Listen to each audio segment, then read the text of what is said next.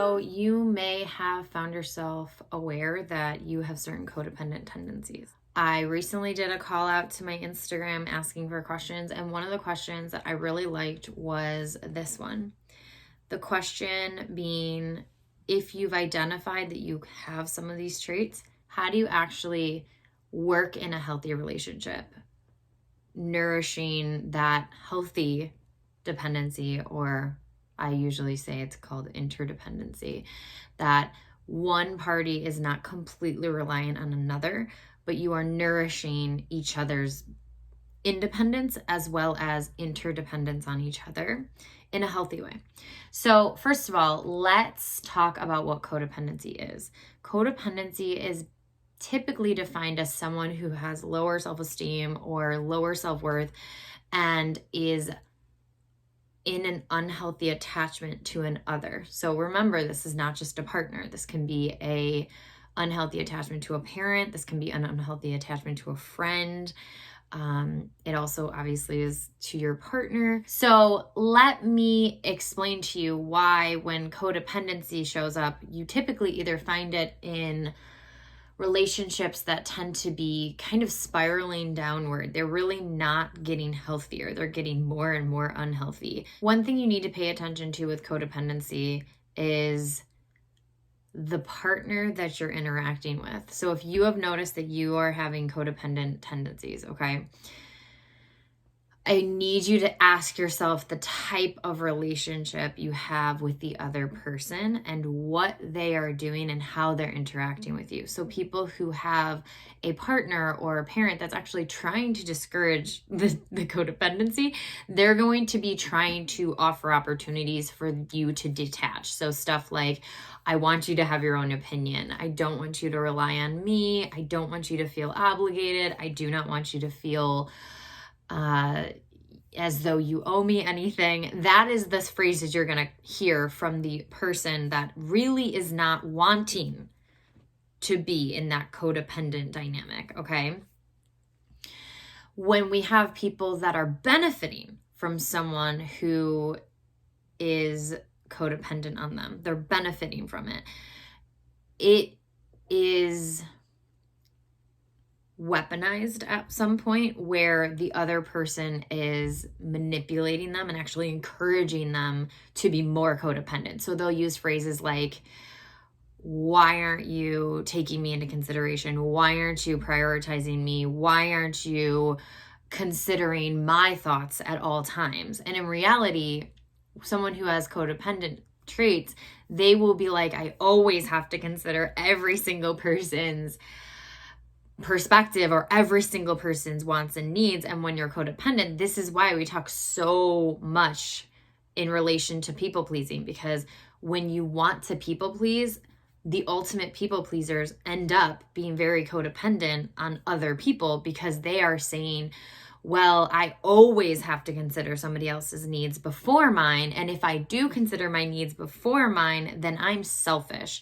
And that's why these all kind of work together, okay?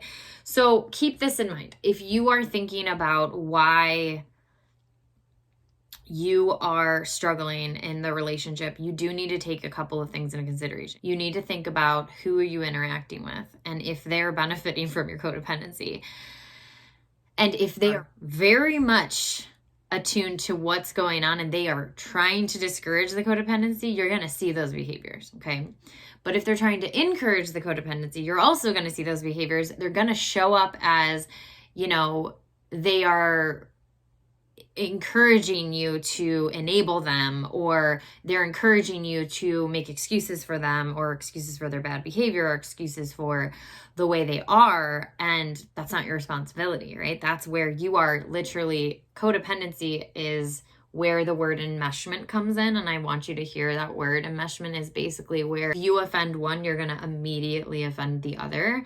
And that's not necessarily healthy, right? Because it means that someone's not being able to be attuned to, wait a second, just because you offended them doesn't necessarily mean that I'm offended. So these are all very complex ideas and they're very weighty ideas. But the question that my follower was asking was this idea of like, how do you heal from that moment when you realize, oh, my partner is actually discouraging my codependency and I want to learn how to interact with them in a healthy way.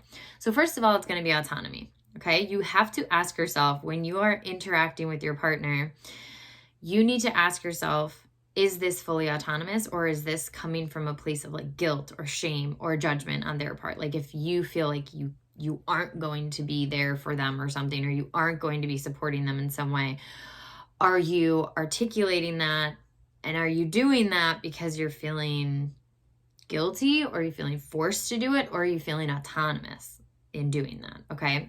So the reason why I'm trying to bring up a couple of different examples is because you need to think about how those interactions that you have with your partner are either showing up in a healthy way or they're showing up in a harmful way. So when the question was, how do I gain healthy dependence? And healthy dependence is basically interdependence. It's saying, I would like you to be there for me, to support me, as well as I would like me to be there for you.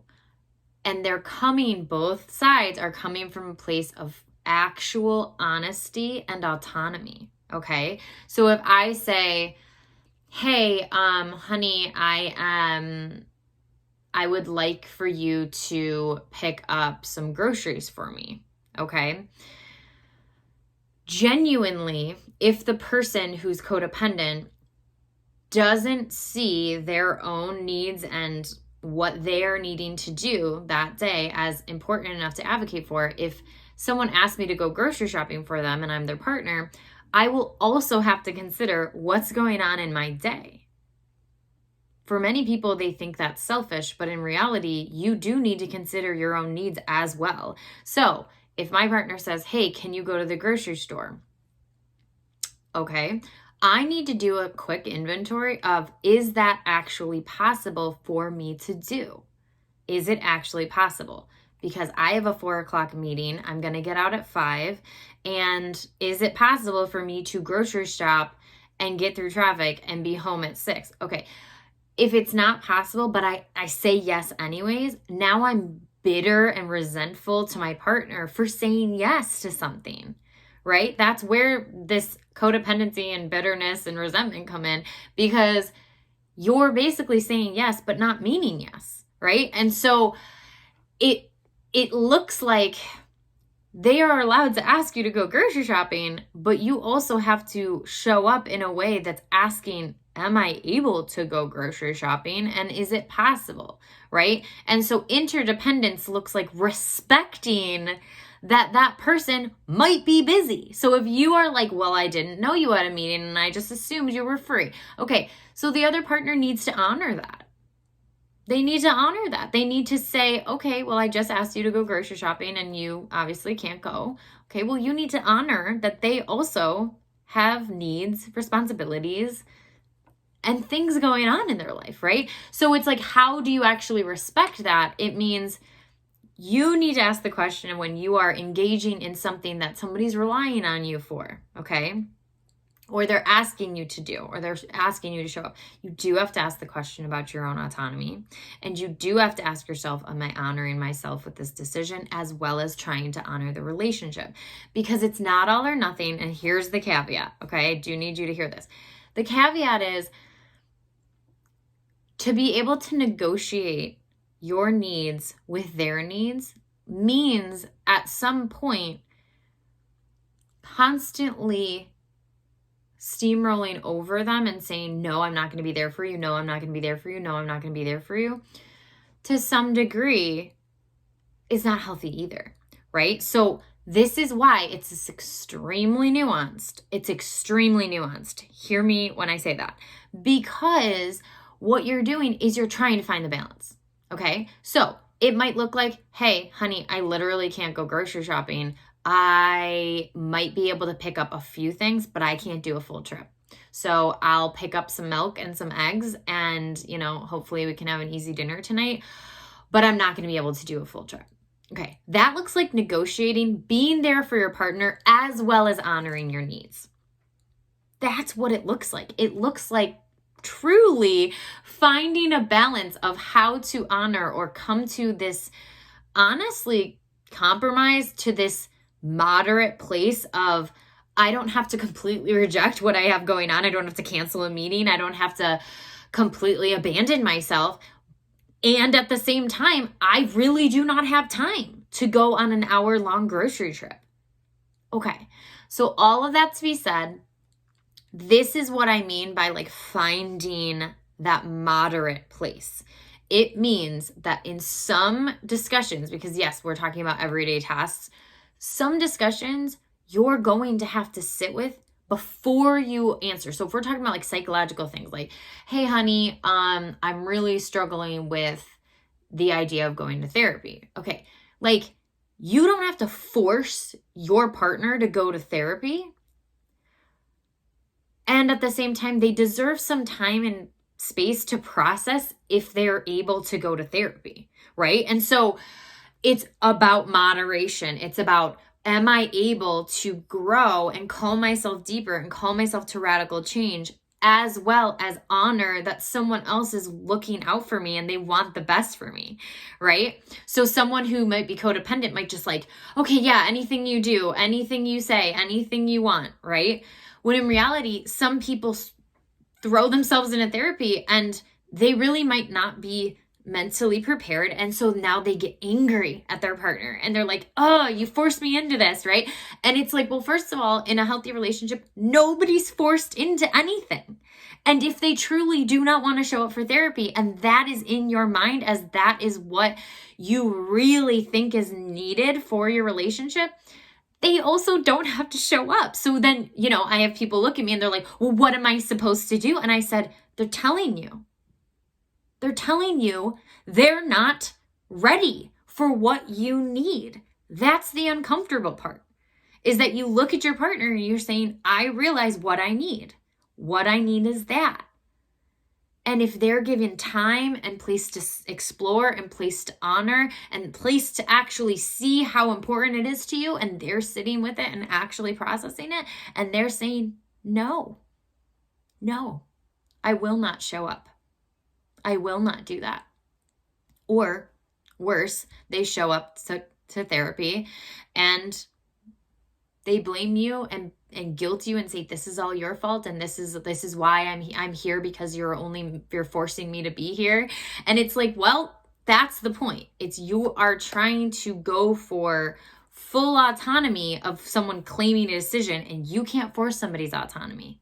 So what I'm saying is, once you realize that it is a mutual decision to do some of these things, that is what interdependence on each other looks like, is you're sitting there and you're saying, I need something from you, and I honor it, and I'm looking at it, and I'm figuring out a way to continue to honor myself, but also honor our relationship. It is tricky. I'm not saying it's easy. It's extremely tricky. It's also how relationships will continue to grow. Because if you look at the opposite, it's just whatever you want, whatever you say, I'll go along with that, whatever, right? And where's the autonomy? Where is that person's autonomy, right? Where do they fit into the picture? And then when they do start like going along with whatever the partner wants, where are you left off if you have that codependency? You just are like angry, bitter, resentful? I've actually said this a million times. I love the clients that I work with, but people pleasers are the most bitter and resentful people. They're usually extremely kind, but underneath that is extreme bitterness and extreme resentment. And like my girl Brene Brown says, resentment isn't typically, the source isn't typically from the external, it's actually from internal. Resentment can come from anger with self. Anger that you didn't advocate for yourself, anger that you didn't want to show up for yourself, or you didn't think you were able to, right? And so this is where it's complex. That is my kind of shorter answer for that. It's very time consuming to do this work. And it is radically challenging you to become a new person. That's literally why this is so hard. It's radically changing you. And in order to do that, you have to have two people willing to change together, which is why this is so difficult sometimes, where people look at me and they're like, okay, well, I'm ready, but they're not. And I go, right. Like, we can't force them to be ready, which is why this causes so much pain. It causes so much pain when it comes to trying to grow. So in summary, this is not easy. Interdependence work is a lot of communication. It's a lot of self-honesty. It's authenticity and it's autonomy.